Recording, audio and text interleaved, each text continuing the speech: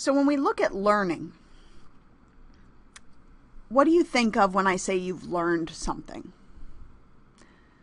We can't just think about you've memorized something for an exam and the next time you take the exam, after that you totally forget all of the information. What we really want to look at is when you learn something, you actually acquire knowledge, but then you modify your behavior as a result. So what do we mean by this?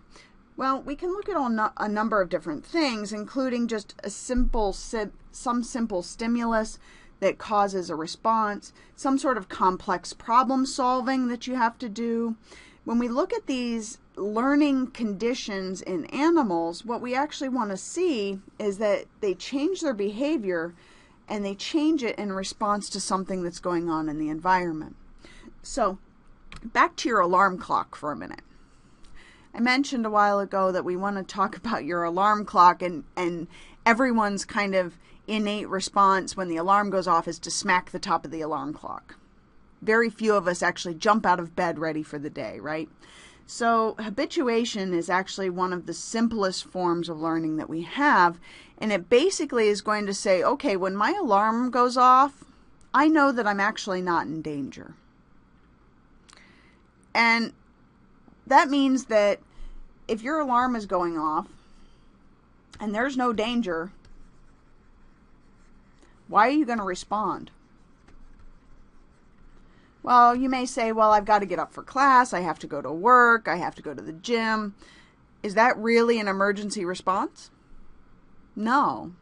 So your brain will actually start to shut off your response to your alarm clock.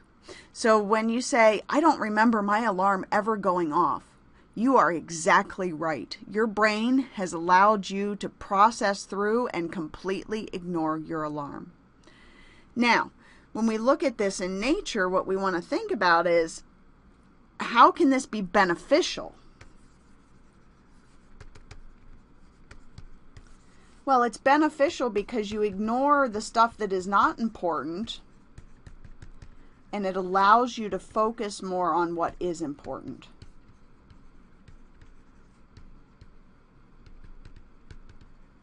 Okay, so it's really a filter. It's allowing you to eliminate anything that is not an urgent need. When we look at things like imprinting in animals, these are actually go along the lines that we saw before with sort of these fixed action behaviors and so on. But with imprinting, it's really learning that there is some sort of association, a very positive association with a particular organism, with a particular food, with a particular habitat. The kind of ideal example of this is a guy named Konrad Lorenz that actually found the optimal times to imprint on geese. And so what he looked at was, if he was in and around the hatchlings, the geese when they were hatching out of their shells, within that first 12 to 18 hour period, he could actually replace their mother. So before that, after that, he was looking at very different sorts of responses from the geese. If you wait too long, they won't imprint, they won't move in and let him take over as mom. But we see this in lots of animals. They do this a lot on farms.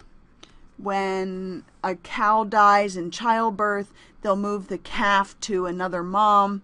They have to do this very quickly so that both the baby and the new substitute mom are going to actually imprint and take care of one another. This goes along a lot with the idea of classical conditioning. And so when we look at classical conditioning, it really is associating a stimulus with one that you already respond to. And so many of you know the example of Pavlov's dogs, where there was a ringing of the bell that he conditioned them to know that every time he rang the bell that they would get food. Well, he did this enough times that eventually the bell was rung, but no food was given.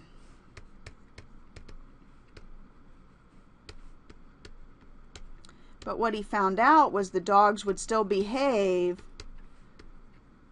as if the food would be given. So they were responding now to the bell. And how he figured out that they were responding to the bell was that they actually started to salivate.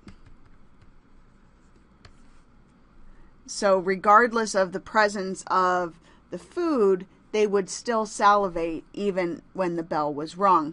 And this actually didn't take very long. He only needed about 5 to 6 trials of ringing the bell and giving food before the dogs would respond. Now, this also happens in nature.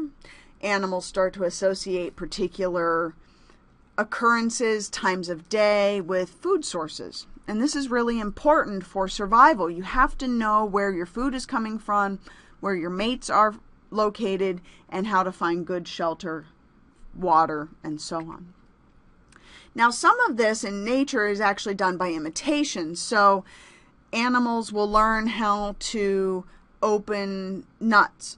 Animals will learn where to find food. They'll learn where to find water based solely on watching other animals do it. Okay, so some of these imitation kinds of behaviors, baby humans are perfect examples of this. They will try to imitate absolutely everything that you do and say as a way of learning, right? But it turns out it can take us even further into something known as insight learning. And so what they've started to look at with insight learning is, can you problem solve? Basically, okay? So Wolfgang Cole did an experiment with chimpanzees, and he gave them essentially a target being a hanging bunch of bananas, okay?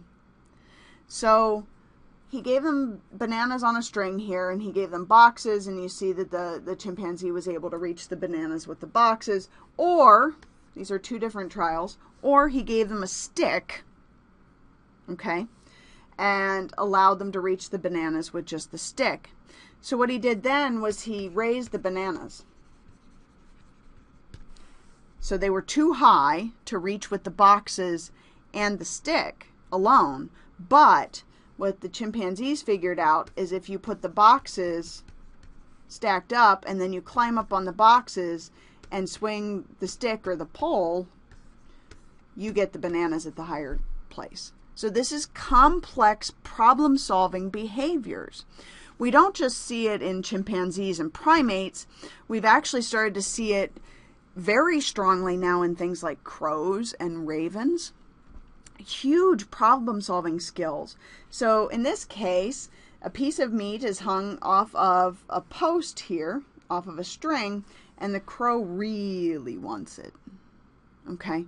But he can't hover. These are not hovering birds. These are not hummingbirds. They're not going to just float there. So what he has to do is figure out how to get that piece of meat. And what they learned was he would reach with his beak and grab the string and pull the string up and then step on it. You see here his foot is standing on the string. And he would keep doing that, essentially like he was reeling in a fishing line, until the meat got to the top and he would eat it. These are very complex behaviors, right?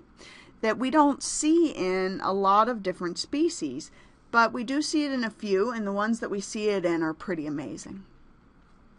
So a lot of these things come certainly by just simply dumb luck, trial and error, but the big thing here is memory. You have to remember when these things work. So your ability to do something in a particular environment, your ability to learn through trial and error, is all about memory. So things like associative learning. How does your dog know when it's time to go for a walk? Well, you might say it, let's go for a walk. Or you might just pick up a leash, right? If you just pick up the leash, the dog goes, oh, walk, and he's all ready, right? Now, by trial and error, your dog also learns a lot of things too, okay? Maybe he's had an encounter with a skunk or a porcupine, or something that was harmful to him, and he will eventually learn to associate that with a very negative effect. Trial and error doesn't always have to be negative. It can be positive. So we look at different types of behaviors, and you can start to think about in your daily life what these behaviors might mean.